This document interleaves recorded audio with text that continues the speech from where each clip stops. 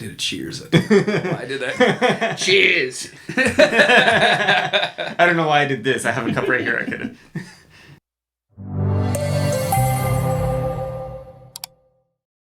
Well, hello and welcome to this week's Midweek Mashup. This is our opportunity for our folks online to catch up with our pastors in person. Welcome once again, Yes. Lead Minister Eric Hayes. Good to be here. We are continuing our Discipleship Pathway series, talking about living as missionaries this last Sunday. Yeah. And it's an interesting thing. We asked some questions during our community time before we got into the message. Yeah. And one of them was, what does the term missionary, what does that kind of invoke in your mind? What do you picture? I personally, when I learned what a missionary was, it was like people who go to Africa to dig wells and things like that, because that's what I was taught, going to a Christian elementary school and things like that. Yeah. But what does missionary, before we jump into the message, what does missionary sort of mean in the context of Discipleship Pathway? Everything has a different meaning in different context, right? So most of us who spent any time in a Christian context, have this. Yes, missionaries are people who go across the world to share the gospel of Jesus. It's usually, some other work that they're doing alongside that as in support of that work, right? Missionaries are simply people who are on mission with Christ. It's why we call the discipleship pathway the discipleship pathway. Our friends in Kansas City, where we got a lot of our resources from and have been great encouragements to us, they call it the missionary pathway.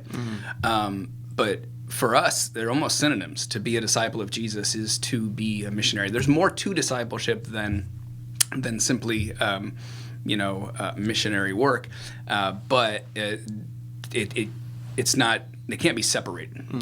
You can't be a disciple of Jesus and not do what Jesus did, right? And that was mission. And I think one of the key terms to define for us is, well, what is mission? What does a missionary do? What is the mission of God?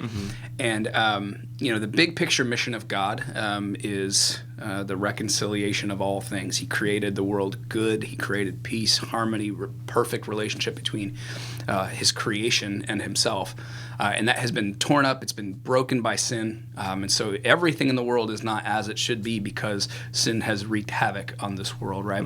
And the mission of God is to reconcile all things to himself. The Great Commission is when we join him in that work in a place to help in that reconciliation work. And the Great Commission tells us that we're to make disciples of all nations. And so what a lot of times that gets pigeonholed into is this box of evangelism. The mission of God is just to tell everybody about the good news of Jesus so that they can get saved, have forgiveness of sin, eternal life with God in heaven. And that's certainly a piece of this. But reconciliation work, helping people have peace with God, but with all, finding peace in all of the areas of creation that are broken, right? One of the ways I like to share the gospel is to go to Genesis 3. And Genesis 3 is where you see the fall. When sin enters the world, what happens, right? And you see that the consequences of sin in Genesis 3 are broken relationships between humans, right? It talks about how the relationship between the man and the woman will never be the same, right? It talks about how there's a broken relationship with creation. Like what used to be this joyous thing to steward God's creation became really hard. It became difficult. There is now a barrier, almost like an enemy relationship between man and the rest of creation. There's a brokenness between man and himself. Like there's this frustration of not being as we're supposed to be, as represented by the shame that they felt in the garden, right? Like all of a sudden shame enters the equation, and now I'm not even right with myself, right? And then the biggest of all is that we've got this broken relationship with God. All of those things need to be reconciled. The end of the Bible is the culmination of that, where God creates a new heaven and a new earth, and all that was broken at the fall when sin entered the world is healed and made right and perfect. And so So what we do on mission, and this is a very long-winded answer to a short question, but what we do on mission is we participate in that new creation as much as we can here and now, helping people reconcile relationships with one another, helping people reconcile their relationship with themselves because we're just broken and distorted and not the way we should be. And so helping people find healing with the wrestling matches they have with themselves. For those of you who think this is a political issue, you might not like me saying this. Like, we have to care for creation. This world isn't just going to hell in a handbasket, and so we should just forget about it and extort it for everything it is. No, we were actually our original mandate was to care for this, to steward it the way that God would do, lovingly. And so we do have a responsibility to the environment, to this world that we're in, and then, of course, yes, part of mission, part of discipleship is having our relationship with God healed, reconciled, peace with God, eternity in God's presence. And so that's a very big picture answer. But that's when I talk about a holistic gospel or the whole gospel, it's not about individual souls getting saved.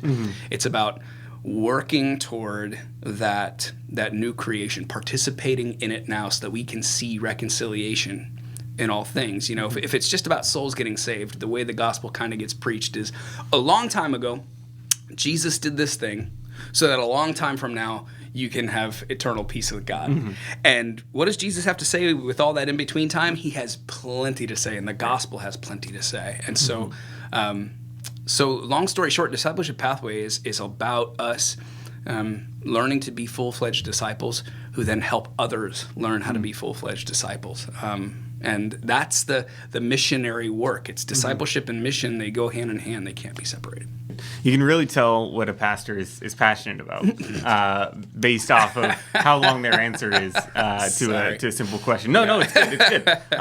Because it's so important for people to hear that outside of the context of a sermon, where we usually have, here's our agenda. Yes. We have to hit all these points so that the message it hits home and it's understood. Right. But this is the time where we can unleash a little bit and unwind. Free flow. And say, No, it's good. And speaking of free flowing, we have a little ambiance in our studio now. Yes. And this is kind of what we were talking about. I think 2 weeks ago. Could have been last week. I don't know. Time is weird. But talking about how the circles of our discipleship pathway diagram might be expressed well as a fountain. Right. And so at the top we have our prayer and fasting that's now flowing into our second pool here of living as missionaries. And that's what we talked about this week, and we'll continue to talk about how that all flows through the rest of Discipleship Pathway. But this week, living as missionaries, best that I could understand it, in one context could mean people digging wells in Africa. Absolutely. We have several missionaries that we support across the world. Yes. But it also means, in our context, our workplaces, our neighborhoods, our hobbies, social circles, grocery stores, people that we see consistently in our lives. Is that accurate? Yeah. And I think it's always a both and. Because, Jesus says, you'll be my witnesses in Jerusalem. So hey, right here, you're to be my witnesses. And then Judea, which is the bigger, if Jerusalem is Fremont, Judea is California, right? And then Samaria is Oregon and Washington. Samaria, so go a little north. And then even to the ends of the earth, right? And so it's like, if missionary work is just to the ends of the earth, what happens in Fremont, right? And so it's a both and. We work in partnership. Some are called to go far away. And I kind of joked about this yesterday because I hadn't thought about this, but I was called to go far away. I'm originally from Akron, Ohio, a couple thousand miles from here. And, I don't know why God brought me here, but it's clear that he brought me here for a purpose, and a part of that was to be on mission here in Fremont. And so that's God's calling on my life. But for most of the rest of us, it's not. It's where you are, plant deep roots, and be aware of what God is doing around you. He is active and involved in the world around you, and be aware of it, participate in it. And so we hope, one of the things that we hope for our congregation is everybody who calls this church their home will identify as ordinary, everyday missionaries. at the end of Discipleship Pathway, we actually ask people to sign like a missionary pledge, and you know, it's not as intimidating as it sounds. As you hear, as we keep taking steps on the pathway, you realize that the practices of a missionary are much more simple and doable. But for a year, we want people to encourage people for a year, commit to living into these practices and see what God does. And we'll talk about the next year, right? And so it's for this short period of time. And so, yeah, the idea of ordinary missionaries is big. That's a phrase that we're going to use a lot around here because we have extraordinary missionaries that's in our mind because we see these superhero Christians that go across the world and do crazy things, right? And in their minds, they're just ordinary too, and they're doing these ordinary practices that we can do right here. I'm excited because I know we're going to talk about living as missionaries for a few weeks here. Yep. And so we'll be able to hear more about that over time. We'll be able to sit down and talk about that a little bit more. But since you spoke and introduced this idea of ordinary missionaries this Sunday, was there anything that you wish you could have added to your message, given the time, that would set us up for the next few weeks of Discipleship Pathway? Yeah, I think one of the things that is challenging for us, and I may have mentioned something similar to this before, but like, especially if you grew up in a more heavily liturgical church, you don't read about Peter the Apostle as just an average dude, right? You think of Saint Peter, the first pope or whatever, right? And he's in all the artwork. He's got the halo because he's a saint, and what we have to remember is that like the early church didn't call it, hey, you're a Christian. No, Matt, you're a saint. What that means is you're sanctified. You've been saved by Christ and sanctified by the work of Christ, and you're one of us. You're part of this family. And so that word became kind of detached from its original use and context to become this, you're special, you're better. And so now to like achieve sainthood in for example, the Roman Catholic Church, and there's no critique here because I think there are some incredible things that we can learn from this, but when we take that out of its context and make it like there's supernatural, better humans than you, I think that's dangerous because I mentioned this yesterday in the sermon, but I really want to hammer it home is that like the first thing it does is it makes us go, I can't do that, and the second thing it does, which is probably worse, is good, I don't have to do that. You know what I mean? Like, that's for special people. That's not for me. And we've got to remember that Peter and James and John, Jesus' best friends, closest confidants, still, like a couple of years after this interaction where he calls them to leave their nets and follow him, they're still arguing about who's going to be the greatest in the kingdom of heaven. They still don't get it. They're knuckleheads just like me. And they miss the point all the time just like me. And so the message there is just we have to remember the Bible in its context. We have to remember that that these were just average dudes that were trying to make a living, trying to support their family, trying to be faithful to God in the ways that they understood it. And Jesus came in and kind of wrecked their lives and kind of gave them a new meaning and purpose to life. And it was their faith, not in themselves, but in this God-man. They didn't know he was God at the time, but this God-man that was like, hey, come and follow me. And then they got to experience amazing things. And so that's where the faith comes in. Faith isn't just, again, I'm going to get preachy here, so excuse me, folks. When we talk about faith, it's too often just like the word faith = belief.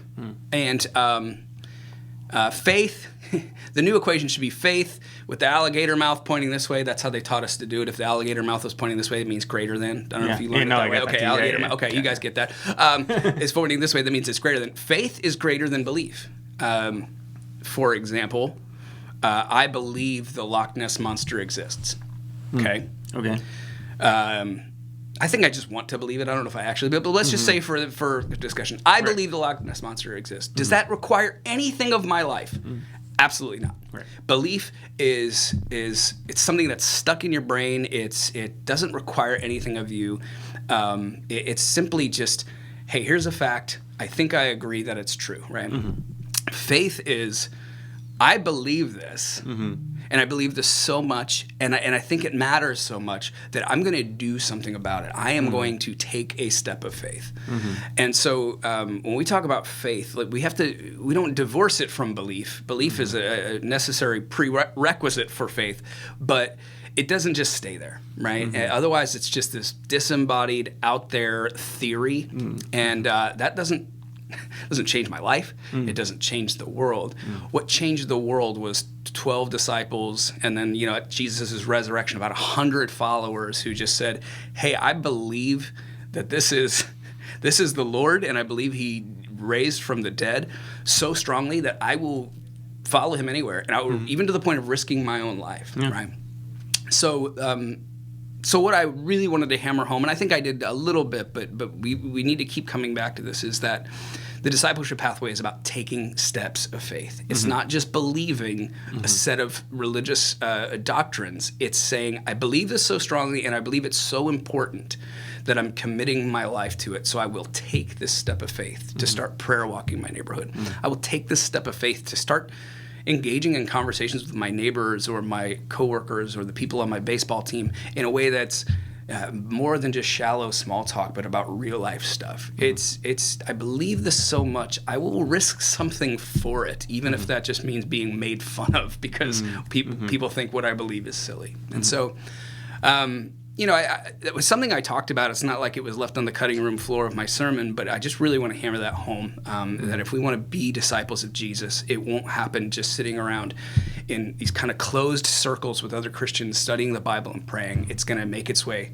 outside the walls of our church. It's going to make its way into our neighborhoods and schools, et cetera, et cetera. And so, yeah, that's what we're inviting people to do. Just take these simple steps of faith with us and believe that God is going to do something really powerful through that. I'm looking forward to the rest of the Discipleship Pathway series. Thanks for sitting down with us once again. If you want to hear more from Pastor Eric on this sermon about living as missionaries, I'll go ahead and add a banner to that. But I think you wore the right jacket today. Because that's the Guardians of the Galaxy jacket, right? Yeah. And this feels like something. This specifically here looks like a little galaxy. It does. I like it. It's cool. We have new props, new series. Yes. We're going places. 2023. Hey, thank you so much for joining us, and we will catch you next week.